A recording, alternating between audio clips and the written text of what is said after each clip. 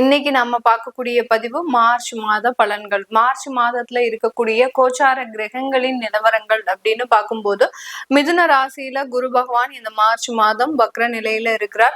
அடுத்து பாத்தீங்கன்னா இந்த மாதத்தின் தொடக்க நாளான அந்த 1ஆம் தேதி அந்த சந்திரன் ஆகப்பட்டவர், அந்த சந்திரன் பாத்தீங்கன்னா காலபுருஷனுக்கு 4ஆம் இடமான அந்த கடக ராசியில பயணிக்கிறார். கேது பகவான் சிம்ம ராசியிலையும், கும்ப ராசியில சூரியன், செவ்வாய், புதன், சுக்கிரன், ராகுன்ற கிரகங்கள் 4 கிரகங்களோடு சேர்ந்து அந்த ராகு பயணிக்கிறார். மீன ராசியில சனி பகவான் இயல்பு தன்மையோட இருக்கிறார்.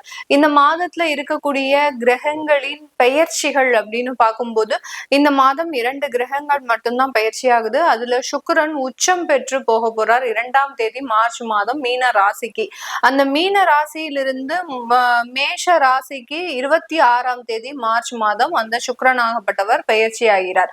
இதுல அடுத்து பயிற்சியாகக்கூடிய அந்த கிரகம் பாத்தீங்கன்னா சூரியனாகப்பட்டவர் 15ஆம் தேதி மார்ச் மாதம் அந்த மீன ராசிக்கு சனியோட சேர்ந்து பயணிக்க போறாரு. இந்த மாதிரியாக இந்த மாதத்துல, இந்த மார்ச் மாதத்துல இருக்கக்கூடிய கோச்சார கிரகங்களின் நிலவரப்படி ஒவ்வொரு ராசி என்பவர்களுக்கும் உண்டான பலன்களை பற்றி தான் இந்த பதிவுல நம்ம தெளிவா பார்க்க போறோம். தனுசு ராசி என்பர்கள் மார்ச் மாதத்துல உங்களுடைய ராசி அதிபதி 7ஆம் இடத்துல குரு பகவான் வக்ர தன்மையோட இருக்கிறார்.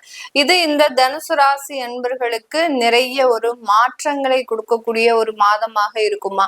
இன்னொரு இடத்துல பாத்தீங்கன்னா உங்களுடைய 3ஆம் இடத்துல 4 கிரகங்கள் சேர்க்கை. அடுத்து சுக்கிரனாகப்பட்டவர் உங்களுக்கு மாதத்தின் முதல்லயே 2ஆம் தேதியே பாத்தீங்கன்னா 4ஆம் இடத்துல உச்சம் பெற்று போறார். இந்த சுக்கிரனாகப்பட்டவர் இந்த மார்ச் மாதம் பாத்தீங்கன்னா இந்த தனுசு ராசி என்பவர்களுக்கு லாபஸ்தானாதிபதி ஆகப்பட்ட அந்த சுக்கிரன் 4ஆம் இடத்துல உச்சம் பெற்று சனியோட சேர்ந்து இருக்கிறதுனால இந்த காலகட்டம் முக்கியமாக பழைய கடன்களை நீங்க நிவர்த்தி செய்யக்கூடிய ஒரு தருணத்திற்கு வந்துருவீங்க.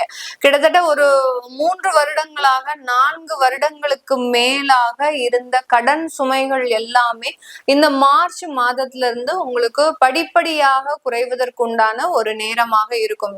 ஏன் அப்படி அந்த மாதிரியாக நமக்கு 4ஆம் இடத்துல சுக்கிரன் உச்சம் பெறும்போது எந்த மாதிரியாக கடன் சுமையை குறைப்பார் அப்படின்னு கேட்டீங்கன்னா, இந்த சனி பகவான் அப்படின்னு சொல்லக்கூடிய அந்த காலபுருஷனுக்கு 12ஆம் இடத்துல உங்களுடைய 4ஆம் இடத்துல அவர் சனி பகவான் சுக்கிரனோடு சேர்ந்து பயணிக்கும் போது இந்த மாதிரியான சில மாற்றங்கள் இருக்கக்கூடிய ஒரு நேரமாக இருக்கும்.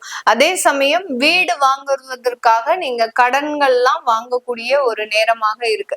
அதாவது வீடு வாங்குறதுக்கு ஒரு ஹோம் லோன் போடுறதோ, அடுத்து பாத்தீங்கன்னா உங்களுக்காக சில பர்சனல் முதலீடுகளை செய்யறதோ, ஏதோ ஒரு மெடிக்கல் இன்சூரன்ஸோ, இல்ல பாத்தீங்கன்னா லாங் டேர்ம் இன்வெஸ்ட்மெண்டா சில மியூச்சுவல் ஃபண்ட்ஸ்ல போடுறது, இந்த மாதிரியான சில சேமிப்புகளாக மாற்றக்கூடிய ஒரு நேரமாக தான் இந்த தனுசு ராசி அன்பர்களுக்கு இந்த மார்ச் மாதம் முழுமையான ஒரு சேமிப்பாக மாறக்கூடிய ஒரு தருணமாக இருக்கும்.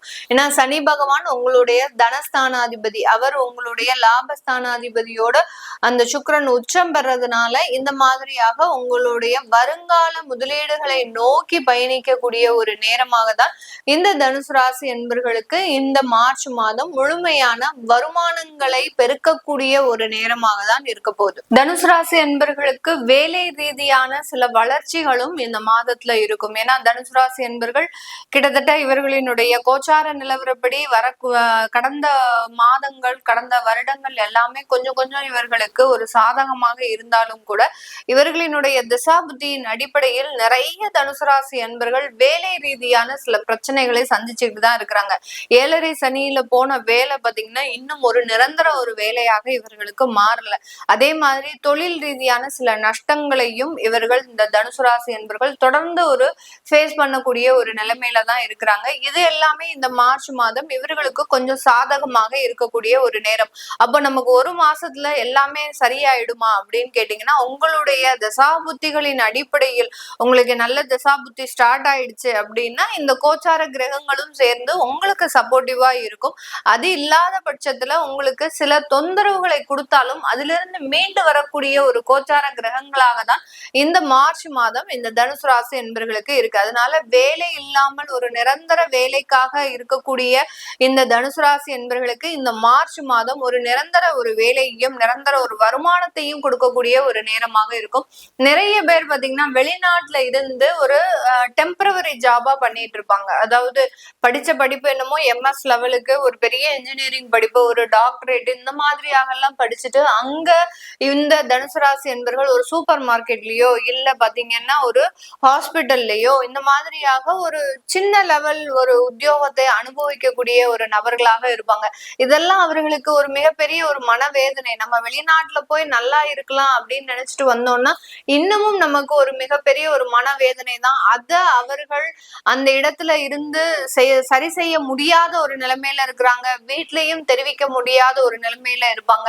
இது எல்லாமே இந்த மாதத்துல உங்களுக்கு முழுமையாக சரியாகக்கூடிய ஒரு தருணம். அதனால இந்த தனுசு ராசி அன்பர்கள் இந்த காலகட்டம் ஒரு மிகப்பெரிய ஒரு மாற்றத்தை வெளிநாட்டிலையும் சரி இங்க இருக்கக்கூடிய ஒரு நபர்களாக இருந்தாலும் சரி நிறைய ஒரு வாய்ப்புகளை பெறக்கூடிய ஒரு தருணம். அந்த வாய்ப்புகளை சரிவர பயன்படுத்துகிறீர்களா அப்படின்றதுதான் உங்களுடைய ராசி அதிபதி சொல்ல போறாரு. அந்த ராசி அதிபதி வக்ரமாக இருக்கும்போது உங்களுக்கு உண்டான சில சுயநலங்களை நீங்க யோசிக்கக்கூடிய ஒரு நேரம். ராசி அதிபதி குரு பகவானாக இருக்கும்போது அவரு நேர்மறையில வக்ரமாக இல்லாமல் இயல்பு நிலையில இருந்தாரு அப்படின்னா உங்களுடைய நலனை தவிர்த்து நீங்க மற்றவர்களின் நலனுக்காக நீங்க போராடுவீங்க.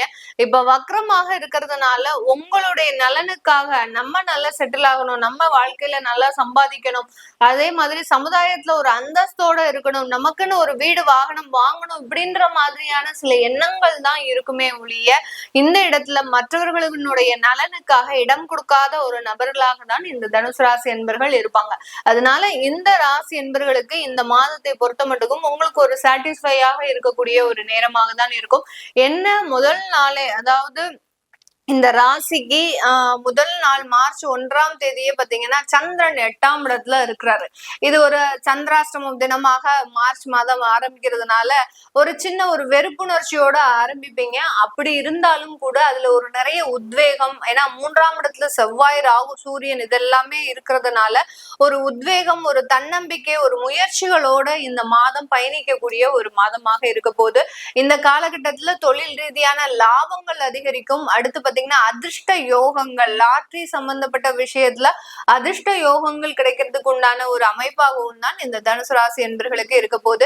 இதெல்லாமே நான் சொன்ன மாதிரி கோச்சார நிலவரப்படி பலன்களை கணிச்சு சொல்லியிருக்கிறேன். இதுல திருமண வரன்கள் சம்பந்தப்பட்ட சில பிரச்சனைகள் உங்களுடைய ஜாதக ரீதியாக தான் நீங்க பார்க்க முடியும். கோச்சார நிலவரப்படி நம்ம இந்த தனுசு ராசி என்பர்களுக்கு உங்களுக்கு இந்த மாசம் கல்யாண ஏற்பாடுகள் நிறைய நடக்கும் அப்படின்னு சொன்னோம்னா அதுல சின்ன சின்ன சேஞ்சஸ் கண்டிப்பாக வரும். ஏன்னா திருமணம் ரீதியாக எல்லாருமே பாத்தீங்கன்னா இந்த ராசி என்பர்கள் மட்டுமல்லாது எல்லா ராசி என்பர்களும் ஏதாவது ஒரு தடைகள் இருக்கா, கிட்டத்தட்ட ஒரு 2 வருஷத்துக்கு மேல வரன்கள் தேடிட்டு இருக்கிறோம், எங்களுக்கு அமைய மாட்டேங்குது அப்படின்னு சொல்றவங்க கண்டிப்பாக உங்களுடைய சுய ஜாதகத்தை பாக்குறது நல்லது.